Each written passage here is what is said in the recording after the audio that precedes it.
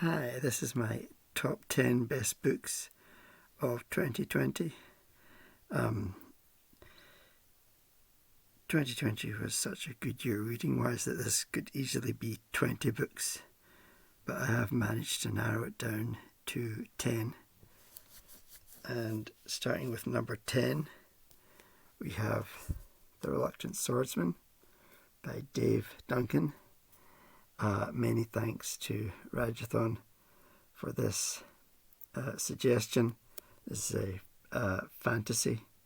It's part one of the Seventh Sword saga, and what I really love is this is fantasy with it's got such great detail in it. It's got a whole hierarchy system, and there's a structure to the society, and there's all these little details. The Seventh Swordsman has to have this code of conduct. I really like that. Great book. Quick read. I really enjoyed it. Number 9, we have Good Omens by Terry Pratchett and Neil Gaiman. I think I've said before, every page of this was a joy. Really funny. I think it was helped a great deal by the TV show with David Tennant and Michael Sheen. But even if I hadn't seen the TV show, I think this is still a very enjoyable book. Number 8, we have Kindred by Octavia E. Butler. I think this is Octavia E. Butler's debut book, and wow, what a debut. It's an amazing time travel story with great characters and a strong sort of social and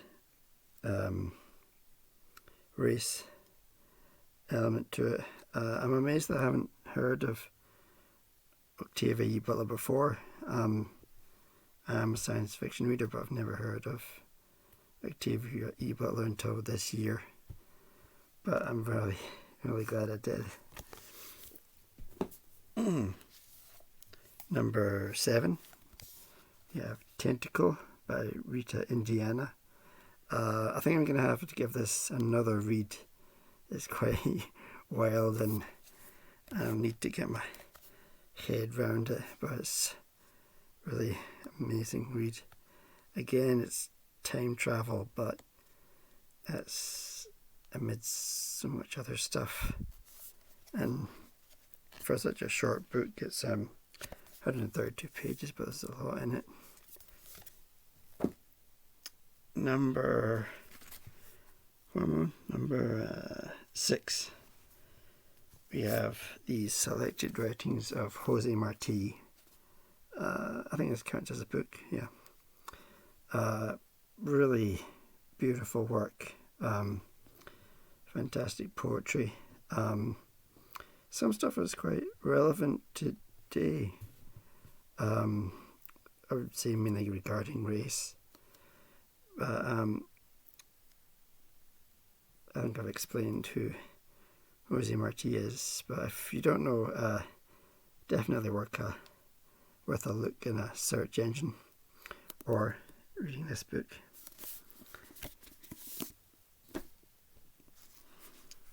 Number 5, we have A Brief History of 7 Killings by Marlon James.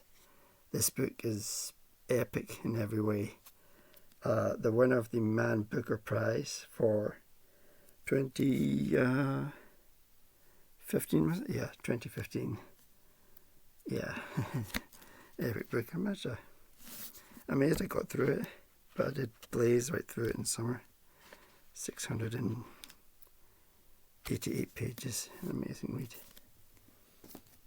read. Number 4, another work by Octavia E. Butler, fast becoming my favourite writer.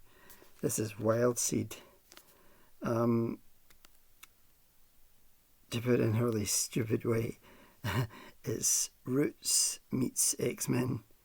There's like 100 characters in this, but each and every character is so distinct. I can picture them. It's amazing.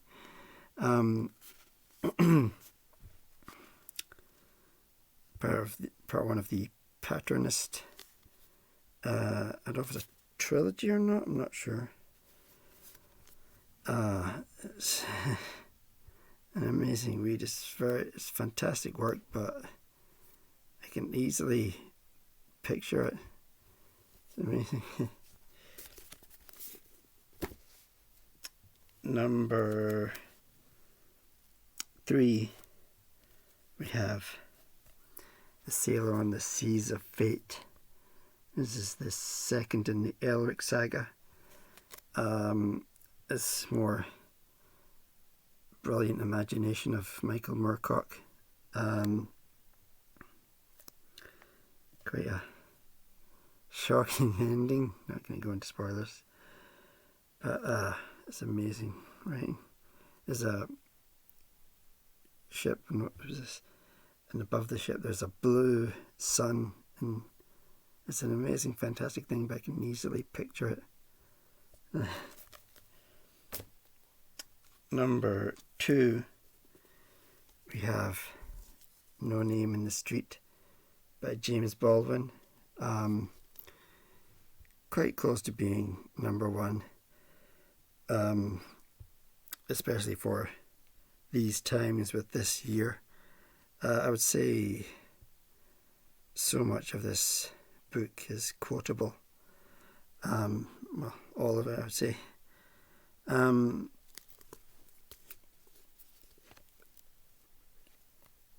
Yeah, it's interesting that non-fiction is so high up on my list. And speaking of non-fiction, we have number 1, I think the best book I've read this year, I Am Malala by Malala Yousafzai. Hopefully I'm pronouncing that right, I'm not too sure. I think this book just gives a lot of hope. Bad things happen in it, but her sort of dedication to education and seeing it as a right and really enjoying it, enjoying education to the extent that it puts me and lots of other people to shame.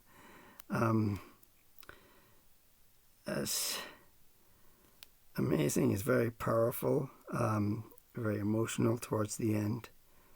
A very important book.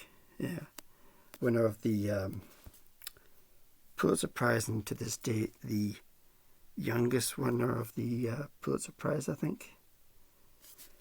So I highly recommend all those books. They're fantastic in my opinion. Thanks for watching. Bye.